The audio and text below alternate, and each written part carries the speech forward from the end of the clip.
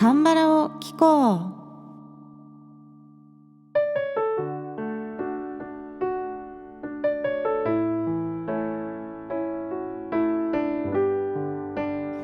皆さんこんにちは。안녕하세요。風花です。さて今日は歌の会の日ですが、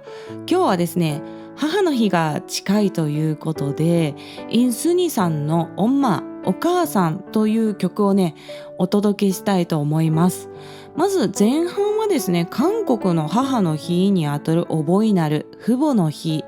についてね、ちょっと紹介していこうと思います。前回少しお話ししたんですけれども、韓国はですね、日本のように母の日と父の日というふうには分かれていません。しかも日本は母の日が5月第2日曜日、父の日は6月の第3日曜日なんですが、韓国の場合は5月8日というふうに曜日ではなく5月8日というふうに月日がもうね固定されているんですね。で、曜日は変動制ということです。で、前回ね、母の日の起源の話をしたんですけれども、父の日も実はアメリカから始まったそうです。で、この父の日の起源っていうのは、男手一つで家族を育てていた人のお子さんがいらっしゃって、でその方が、母の日があるんだったら父の日も作りたいっていうふうに言ってですね、でまた教会でイベントをしたそうなんですよ。で、母の日ができた数年後にはこの父の日を作ろうっていう動きはあったんですが、なぜかね、父の日はなかなか広まらなくて、アメリカで父の日ができたのは1970年代だったそうですよ。母の日は1914年から始まってたと思うんですけれども、それだけタイムラグがあったそうなんですね。で、韓国にも先に母の日っていうのがそのアメリカとかの文化から入ってきてできたんですけれども、韓国はその母の日ができた時点で、いや母だけじゃなくて父にも感謝すべきだろうというね流れで、このもともと母の日だったのが父母の日と覚えになるというふうになったという一節を読みました。そんな経緯があったようですね。そして前回日本の母の日ではカーネーションを贈るのが定番という話をしたんですが、では韓国では覚えなるに両親に何を贈るのかということをちょっと調べてみたところ、韓国でもカーネーションやお花を贈るっていう習慣はあるそうなんですが、なんと最も多いプレゼントは現金らしいです。で、実際にこの韓国語で覚えなるとかソンムルプレゼントというふうに検索してみたら、なんかネットのページで出てきたんですけど、その両親の日に両親に何をあげたいですかというアンケートの1位が現金。これもね、圧倒的多数で1位が現金だったんですよ。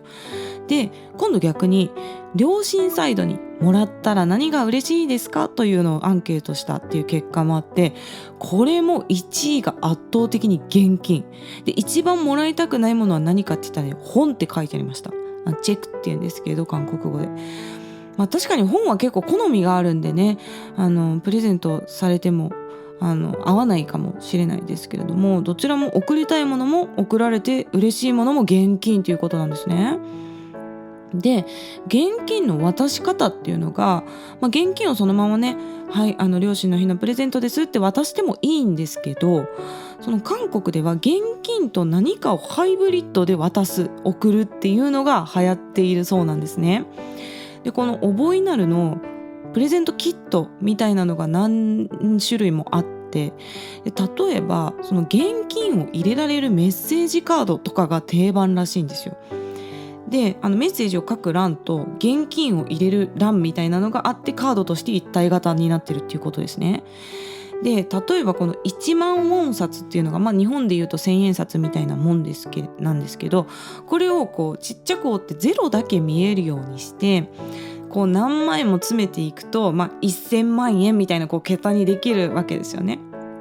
で、それの下にね、こう1000万とかいう数字の下にお父さんお母さんいつもありがとう、愛してます、今はねこれだけのお金しかあげられないけど、将来は本当に1000万ウォンをプレゼントするねとかいうねメッセージを書いて、でも実際には折ってるから、8万ウォンか10万ウォンかそんなもんですよね。1万円ぐらいの資金でできるんですけど、そうやってプレゼントすると、そうするともう両親はねすごく感動するみたいなんですよ。でこんなにたくさん稼いでくれるんだ、約束だからねみたいな感じで、それが親子のねコミュニケーションのすごい大事な時間っていうことみたいなんですね。で最近ネットでこれ見たのは花束と現金のハイブリッドっていうのがあって、で日本でもお花屋さんとかでガーベラとか買うと開きすぎちゃわないように花の周りに1枚ずつ薄いビニールみたいなのが巻いてあることがあるじゃないですか。なんとあれを全部現金でやるっていうのを見たんですよ。つまり1個ずつのガーベラとかバラとかのお花の周りに1万ウォン札、5万ウォン札、商品券とかいうのが全部巻いてある花束です。お金の花束みたいな。これかなりね圧巻のビジュアルだったんですよ。現金と花束のハイブリッドプレゼントで、こういうのも結構あるみたいですね。であとインスタグラムで最近私をフォローしてくれた韓国人の方がいて、その人のページを見に行ったら、多分これはね覚えなるではなくてお父さんのお誕生日だったと思うんですけど、お誕生日のこのプレートありますよね。お誕生日おめでとうって書いてあるようなプレート、あれをケーキからバッと引っ張ると、そっからずらーっとビニールに入った現金がザーって出てくるんですよ。リレー形式みたいに出てきて、でだからケーキと見せかけて中現金なんですね。で外だけコーティングしてケーキっぽくしてあって、でその現金とケーキのハイブリッドっていうのも見ました。で最後それを全部お父さんが引き出して首にかけてね記念撮影みたいなのをしている動画だったんですけど、すごいお父さん幸せそうに笑ってて、すごい息子を誇らしげに思ってる様子が伝わってきたんですよね。なんで日本だとちょっともう現金を見える形で渡すっていうのはちょっと引いてしまうところがあって、あまりちょっと文化的には馴染まないかもしれないんですけれども、それが愛情表現っていうことなんですね。ここはもう本当文化の違いだと思います。日本ではね確かにお金をそのままプレゼントするっていうことはないですけど、就職して初任給で両親にご馳走したりするのに似てるのかなっていうふうに思いましたね。両親にお金をプレゼントするっていうのがね、そんな覚えなる両親の日のプレゼントのお話でございました。そして後半です。今日カバーする歌手インスニさんの話をね少ししていきたいと思います。でインスニさんは1957年生まれの65歳でいらっしゃるそうです。もうめちゃくちゃ大御所歌手でねいらっしゃいますね。デビューは1978年。ジャンルとしては R&B の曲が多いんですけれども、バラードもとてもお上手でございます。私はインスニさんはですね、ガチョウの夢っていう曲で知ったんですよ。でインスニさんがこのガチョウの夢っていう曲を発表されたのは2007年だったそうなんですが、私はドリームハイというドラマでこの曲を知りました。でドリームハイっていうドラマの最初にヘミちゃんっていう主人公と親友のベッキーっていう子が芸能高校のオーディションを受けるっていうシーンがあるんですけれども、その場面でね2人がねユニゾンというかハモリをしながら歌うんですよ。でくれよな何組そうよっていう曲なんですけど、この部分をねハモるんですけど、そこがめちゃくちゃ綺麗でね、でこの曲誰が歌ってるんだろうっていうことで調べてインスニさんのガチョウの夢っていう曲に出会いました。で当時私はインスニさんのオリジナル曲だと思ってたんですけど、実はこのガチョウの夢っていう曲は元はカーニバルといってキム・ドンリュルさんとイ・ジョクさんのユニットが1997年に発表した曲だったんですね。でキム・ドンリュルさんが作曲、イ・ジョクさんが作詞をされたということです。で言われてみれば確かにねこのキム・ドンリュルさんらしいダイナミックなメロディーでできてますよね。でこのキム・ドンリュルさんもイ・ジョクさんも私はとても大好きな歌手なんで、今後カバーしていく予定でございます。そしてインスニさんの話に戻りますが、このインスニさんというのはアフリカ系アメリカ人のお父様と韓国人のお母様の間に生まれた、ハーフ、最近的に言うとダブルですね、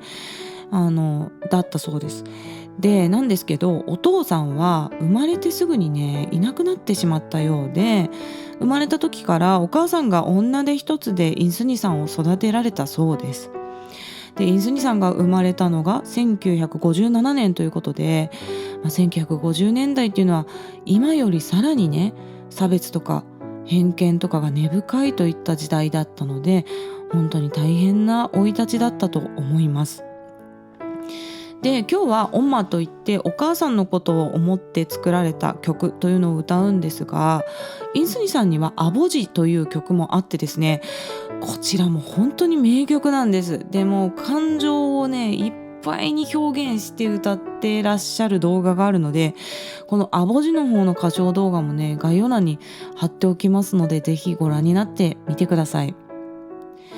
さて今日歌うオンマーの歌詞紹介に入っていきます。でこの曲は2015年放送のドラマオンマニカクエンチャナ、お母さんだから大丈夫というドラマの OST なんですけれども、インスニさんがご自身のお母さんを亡くされた後に書いた曲だというふうに言われています。でいなくなってしまってから痛感する自分を愛してくれた人のありがたさ、そういったことがね切々と歌われている内容となっておりますという歌詞ですね。なかなか切ない歌詞の曲なんですが、メロディーもとっても綺麗な曲なので、では、インスニさんのオンマを歌いました。聴いてみてください。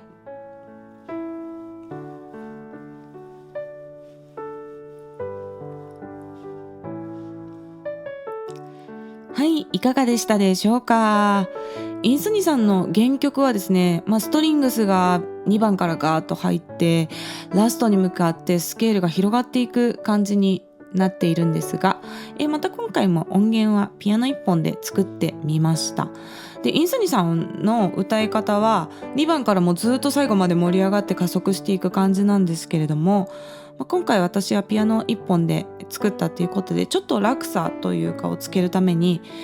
一回ブリッジの部分盛り上がってからちょっと落ちサビといって少し静かになるところをね作って歌ってみました。でこの曲の背景というかですね、やっぱりこの曲でなぜ心を打たれる人が多いかっていうと、やっぱりこの韓国の親子関係の深さっていうか情緒の深さっていうのがやっぱり背景にあるというか、歌を聴いてもとても感じるんですよね。で私は日本人なんで韓国の親子関係の深さっていうよりはもうちょっと多分ドライな関係だと思うんですよ。この日本人の親子関係とか、自分の親とこの関係を思ってもそうだと思うんでね。で自分にその情緒の面でこの曲が表現できるかっていうのがすごい心配だったんですけれども、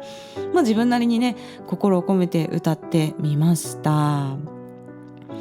今日放送からでもねまだ母の日間に合いますので、ぜひ今年ねプレゼントをあげてみようっていう方はこれから買ってお母さんに感謝の気持ちを伝えてみてもいいかもしれません。今日同じ時間に YouTube に歌唱動画が上がります。 YouTube は韓国語歌詞の下に日本語訳を表示するよう編集しておりますので、歌詞を見ながら聞いてみたい方はぜひこちらもよろしくお願いします。概要欄の質問箱からメッセージや質問リクエストなどぜひ気軽に送ってください。日本語でも韓国語でも大丈夫です。特にリクエスト企画を募集中です。特にリクエスト企画に向けてリクエストを募集中です。では YouTube の方もよろしくお願いします。ではまた次の放送でお会いしましょう。さようなら。